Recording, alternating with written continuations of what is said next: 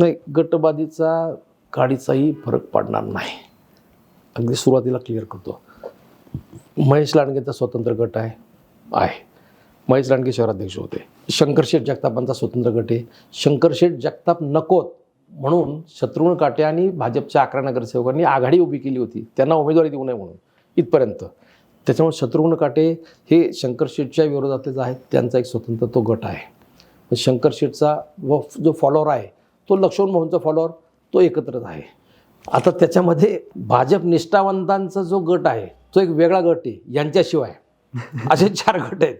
ज्या भाजप निष्ठावंतांनी कितीही प्रयत्न केला तर त्यांच्यापैकी 4 जणांना जरी उमेदवारी मिळाली तरी सॅल्यूट त्यांना. कारण निवडून येण्याची क्षमता ही जी आत्ताची राजकारणातले निकष आहेत त्याच्यात ते कोणी बसत नाही.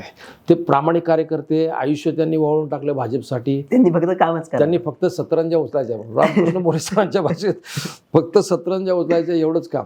ते प्रामाणिक आहेत, सच्चे कार्यकर्ते. त्यांना उमेदवारी दिली तरी ते कुठं जाणार नाही आणि गेले तरी त्याचा काही उपयोग होणार नाही.